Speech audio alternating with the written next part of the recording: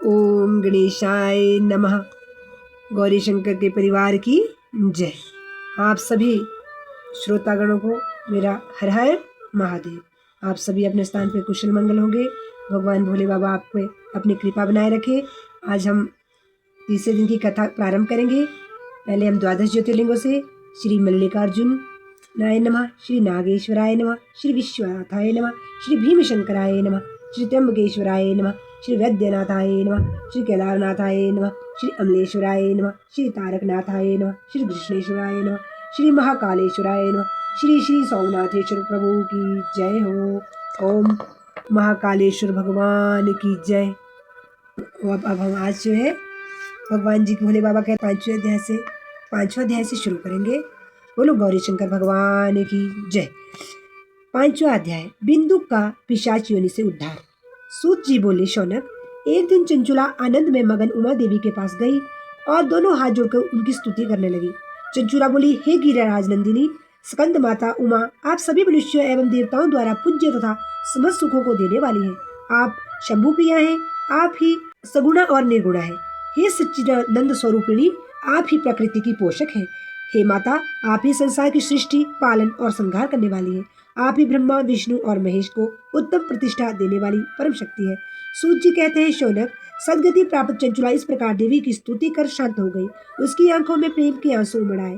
तब शंकर प्रिया भक्त वत्सला उमा देवी ने बड़े प्रेम से चंचुला को चुप कराते हुए कहा, सखी चंचुला, मैं तुम्हारी स्तुति से प्रसन्न हूँ। बोलो, क्या वर मांगती हो? चंचुला बोली, हे गिरिराज कुमारी, मेरे पति बिंदुक इस समय कहाँ है? उनकी कैसी गति हुई है? मुझे बताइए और कुछ ऐसा उपाय कीजिए ताकि हम फिर से मिल सके। हे महादेवी, मेरे पति एक शूद्र जाति वैश्य के प्रति आसक्त थे और पाप में ही डूबे रहते थे। गिरिजा बोली, बेटी, तुम्हारा पति बिंदुक बड़ा पापी था। उसका अंत बड़ा भयानक हुआ। वैश्य का उपभोग करने के कारण वह मूर्ख नरक में अनेक वर्षों तक अनेक प्रकार के दुख भोगकर अब शेष पाप को भोगने के लिए विंध्य पर्वत पर पिशाच की योनि में ही रह रहा है। वह दुष्ट वही वायु पीकर रहता है और सब प्रकार के कष्ट सहता है। सूत जी कहते हैं, शौनक, गौरी देवी की यह बात सुनकर चंचुला अत्यंत दुखी हो गई। फिर मन को किसी तरह स्थिर करती हुई दुखी हृदय से माँ गौरी से उसने एक बार फिर पूछा, हे महादेवी, मुझ पर कृपा कीजिए और मेरे पापी पति का अब उद्धार कीजिए। कृपा करके मुझे वह उपाय बताइए जिससे मेरे पति को उत्तम गति प्राप्त हो सके। गौरी देवी ने कहा, यदि तुम्हारा पति बिंदुक शिव पुराण की पुण्यमयी उत्तम कथा सुने तो वह इस दुर्गति को पार करके उत्तम गति का भागी हो सकता है। अमृत के समान मधुर गौरी देवी का यह वचन सुनकर चंचुला ने दोनों हाथ जोड़कर मस्तक झुकाकर उन्हें बारंबार प्रणाम किया तथा प्रार्थना की कि मेरे पति को शिव पुराण सुनाने की व्यवस्था कीजिए। ब्राह्मण पत्नी चंचुला के बार बार प्रार्थना करने पर शिव प्रिया गौरी देवी ने भगवान शिव की महिमा का गान करने वाले गंधर्वराज तुम्बुरो को बुलाकर कहा, तुम्बुरो, तुम्हारी भगवान शिव में प्रीति है। तुम मेरे मन की सभी बातें जानकर मेरे कार्यों को सिद्ध करते हो। तुम मेरी इस सखी के साथ विंध्य पर जाओ। वहाँ एक महाघोर और भयंकर पिशाच रहता है। पूर्व जन्म में वह पिशाच बिंदुक नामक ब्राह्मण मेरी इस सखी चंचुला का पति था। वह वैश्यगामी हो गया। उसने स्नान संध्या आदि नित्य कर्म छोड़ दिए। क्रोध के कारण उसकी बुद्धि भ्रष्ट हो गई। दुर्जनों से उसकी मित्रता और सज्जनों से द्वेष बढ़ गया था।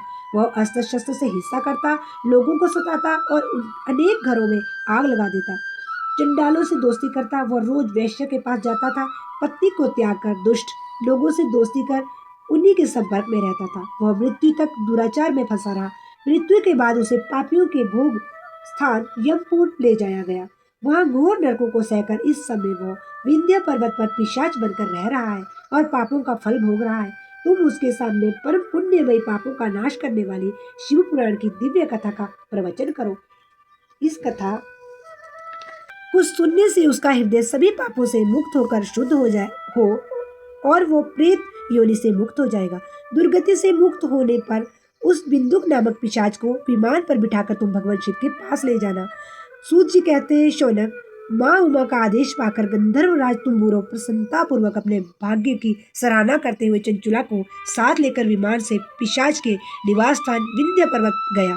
वहां पहुंचकर उसने उस विकराल आकृति वाले पिशाच को देखा। उसका शरीर विशाल था, उसकी ठोडी बड़ी थी। वह कभी हंसता, कभी रोता और कभी उछलता था। महाबली तुम्बुरो ने बिंदुक नामक पिशाच को पाशों में बांध लिया। उसके पश्चात तंबूरों ने शिव पुराण की कथा बांटने के लिए स्थान तलाश कर मंडप की रचना की। शीघ्र ही इस बात का पता लोगों को चल गया कि एक पिशाच के उद्धार हेतु देवी पार्वती की आज्ञा से तंबूरों शिव पुराण की अमृत कथा सुनाने विंध्या पर्वत पर आया है। उस कथा को सुनने के लोभ से बहुत से देवर्षि वहां पहुंच गए। सभी को आदर पूर्वक स्थान दिया गया। पिशाच बिंदुक को पाशों से बांधकर आसन पर बिठाया गया और तब तंबूरों ने परम उत्तम शिव पुराण की अमृत कथा का गान शुरू किया। उसने पहली विद्येश्वर संहिता से लेकर 7वीं वायु संहिता तक पुराण की कथा का स्पष्ट वर्णन किया। सातों संहिताओं सहित शिव पुराण को सुनकर सभी श्रोता कृतार्थ हो गए। परम पुण्यमय शिव पुराण को सुनकर पिशाच सभी पापों से मुक्त हो गया और उसने पिशाच शरीर को त्याग कर दिया। शीघ्र ही उसका रूप दिव्य हो गया। उसका शरीर गौर वर्ण का हो गया। शरीर पर श्वेत वस्त्र एवं पुरुषों के आभूषण आ गए। इस प्रकार दिव्य देहधारी होकर बिंदुक अपनी पत्नी चंचुला को साथ स्वयं भी भगवान शिव का गुणगान करने लगा। उसे इस दिव्य रूप में देखकर सभी को बहुत आश्चर्य हुआ। उसका मन परम आनंद से परिपूर्ण हो गया। सभी भगवान महेश्वर के अद्भुत चरित्र को सुनकर कृतार्थ हो उनका यशोगान करते हुए अपने अपने धाम को चले गए। बिंदुक अपनी पत्नी चंचुला के साथ विमान में बैठकर शिवपुरी की ओर चल दिया। महेश्वर के गुणों का गान करता हुआ बिंदुक अपनी पत्नी चंचुला व तंबूरों के साथ शीघ्र ही शिवधाम पहुंच गया। भगवान शिव ने देवी पार्वती ने उसे अपना पार्षद बना लिया।